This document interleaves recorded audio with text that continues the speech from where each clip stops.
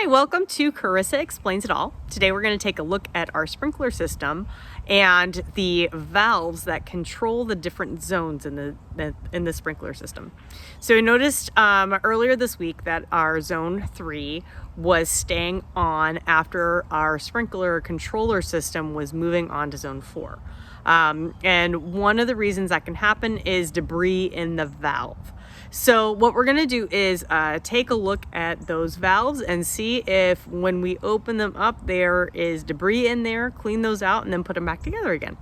So I have located my valve box, so it had a little lid on there to keep the rain and everything else out of there. So you'll notice that it might look a little intimidating, but really it's not so bad. So I've already actually kind of pre-dug around all of my valves, so all of these are valves. And I have identified this as the offending zone.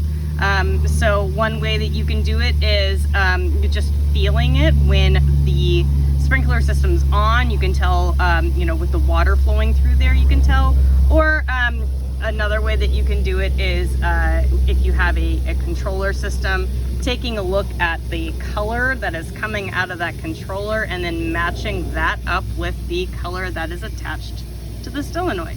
So this red wire is going to attach to your solenoid, and that's really what powers the valve to open and close when that zone turns on.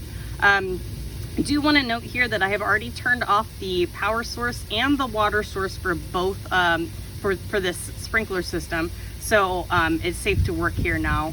But the very first thing I'm going to do here is go ahead and take this solenoid off. So it's just screwing it off of here, and that's more to just make it easier for me to be able to access the lid of the valve.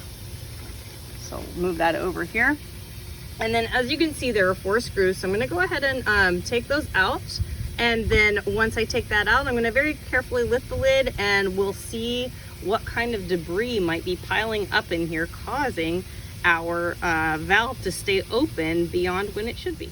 Okay, I have all the screws now out of the top of the valve, so I'm going to go ahead and take this off, and you'll see the top here, there's a little bit of debris in there, but the main event really looks like this is here. So the spring that is actually part of the valve system, so it will actually just sit right in here on this little stem that sticks out, sort of clicks in there. So make sure you keep that in spot, but this is really what we're talking about here. So if you'll notice here, this is actually meant to be completely black, and once we get this all cleaned out, you'll see exactly what color it's supposed to be, but there's a lot of debris in there. So we're going to pull this out and then get that all cleaned up, so both the top and the bottom, and then make sure that no debris has fallen into the valve itself.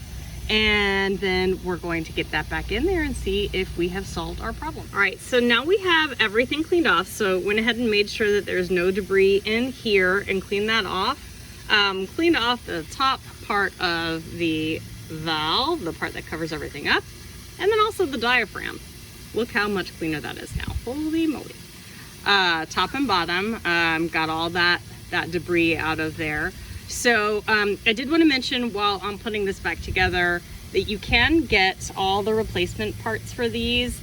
You should be able to find them, online or at the hardware store, but you can also get entire valves if needed. So really worth kind of taking it apart to check it out to see if you can save the pieces or if you just really need to clean that out or what. So when I put this back in here, just try to make sure that I got this back into the groove so it fits nice and tightly and snug in there. And then I'm going to make sure that I keep that spring on and turn that back upside down and go ahead and put that back on top.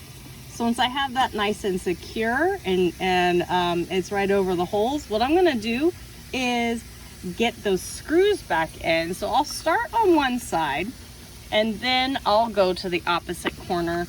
And that's really to start the process of cinching this down, because we do need an airtight seal around this. Otherwise, it won't pressurize and your sprinkler system won't work because of that. So really, take your time getting this back down. So what I would say is probably, put this one in about 3/4 of the way, then this one, and then go to the other two opposite corners. And then once you have everything down about 3/4 of the way, the screws tightened 3/4 of the way, then you'll go back around and continue that tightening process until you feel those go snug.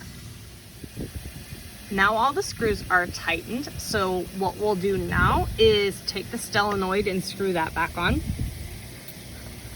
Get that nice and tight. And this again is what actually connects the valve, like the power of the valve, to the sprinkler system itself. So this is also another piece that if you're finding that this is what's wrong with your valve, you can get a replacement for this as well, or the entire valve. But again, you know, taking it apart and taking a look to see if debris is the issue could be a less expensive way to understand what your problem may be. So now that I have everything put back together, this is nice and tight, this is back in there, I'm going to go ahead and turn the power back on to the system, as well as turn the water supply back on. Hopefully you had a chance to turn your sprinkler system back on and check to see if those zones are now working as they should. I hope that you've learned a little bit about sprinkler systems today and just one of the problems that might occur and prevent your sprinkler system from working properly.